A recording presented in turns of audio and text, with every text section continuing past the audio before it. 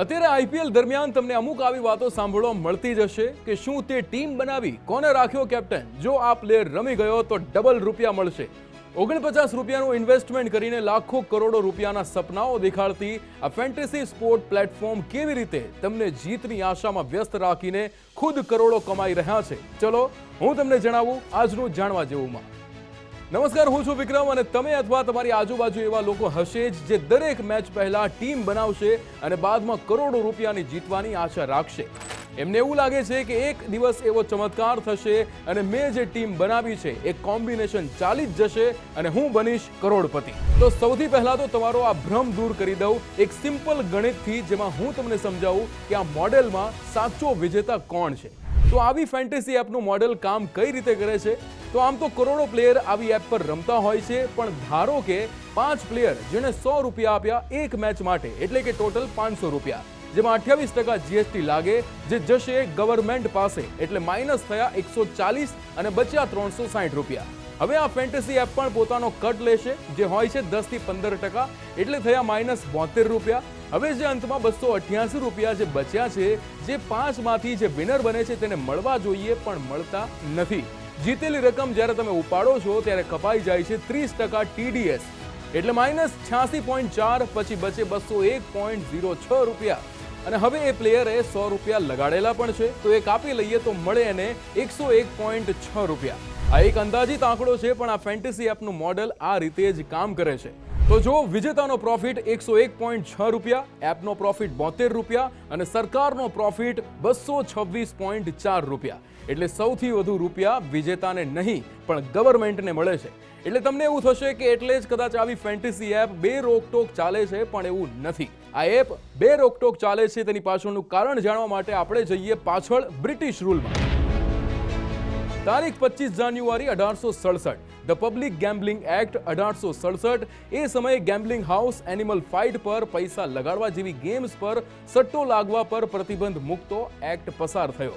પણ આ એક્ટમાં બે એવી વાત કરવામાં આવી જેના કારણે આજે પણ આવી એપ્સ બેન થતી નથી। પહેલું ગેમ ઓફ સ્કિલ્સ અને બીજું ગેમ ઓફ ચાન્સ।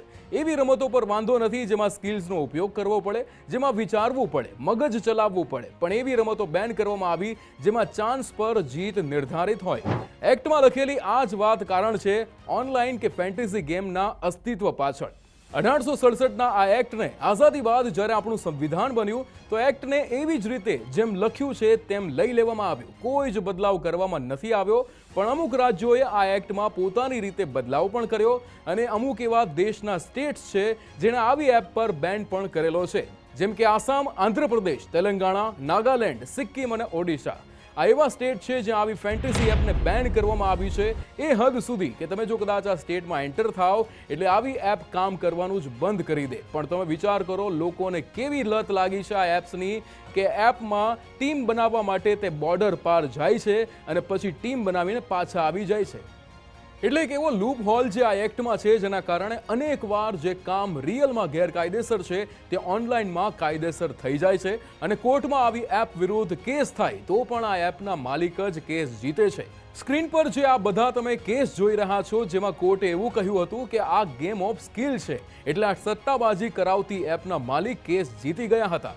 એક વધુ ચોંકાવનારો આંકડો તમને આપો, આઈપીએલ જેવી મેગા ઇવેન્ટમાં જેમાં 1.5 કરોડથી વધુ પ્લેયર હોય છે, જેની એન્ટ્રી ફી હોય છે 49 રૂપિયા। હવે ગણતરી કરો, એટલે 73.5 કરોડ રૂપિયા ભેગા થાય, જેમાં અંદાજે 20.44 કરોડ રૂપિયા ગવર્મેન્ટ પાસે જાય અને 10.58 કરોડ રૂપિયા એપ પાસે જતા હોય છે। અને યાદ રાખજો, આ માત્ર એક મેચમાંથી મળતા પૈસા છે।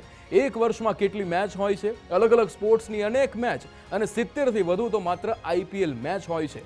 એક ખાનગી સમાચારના રિપોર્ટ પ્રમાણે દરેક ઇન્ડિયન ક્રિકેટ ટીમની મેચ પર 9.9 લાખ કરોડ રૂપિયા લોકો આવી મેચ પર લગાવે છે। એટલે સવાલ એ છે કે ભારતની અનેક એવી કંપનીઓ કે જે ઓનલાઈન એજ્યુકેશન પ્રોવાઈડ કરતી હતી તે બંધ થઈ રહી છે અને આવી કંપની જે સટ્ટાબાજીને પ્રમોટ કરે છે તે યુનિકોર્ન બની રહી છે। આ એપની એડમાં એક લાઈન તમે સાંભળતા હશો, ખેલો દિમાગ સે, પણ શું અહીંયા કોઈ સ્કિલ છે? બે ટીમના 22 ખેલાડીઓમાંથી કેટલા કોમ્બિનેશન બની શકે? એક પ્લેયર સારું રમશે કે નહીં એ તમારી સ્કિલ પર નિર્ભર છે જ નહીં, એ માત્ર એક તુક્કો છે। એટલે આવી એપ પર ખુદ એ ટીમનો કેપ્ટન પણ જો કદાચ ટીમ બનાવે તો એના પણ જીતવાના ચાન્સીસ નહીવત હોય છે। તમને 49 રૂપિયામાં કરોડપતિ બનવાના સપના બતાવતા લોકો તમારી જ મહેનતની કમાણીથી કરોડપતિ બની ગયા છે. સવાલ એ પણ છે કે શું દેશમાં આવી એપ્સ પર કોઈ પ્રતિબંધ આવશે? શું ગેમ્બલિંગ એક્ટમાં આવી એપ્સને ગેમ ઓફ ચાન્સ ક્યારેય કોઈ સાબિત કરી શકશે? તમારું શું માનવું છે આવી એપ્સને લઈને કમેન્ટમાં જણાવજો. આવા જ જાણવા જેવા ટોપિક સાથે કાલે ફરી મળીશું. આપ જોતા રહો ગુજરાત ફર્સ્ટ. નમસ્કાર.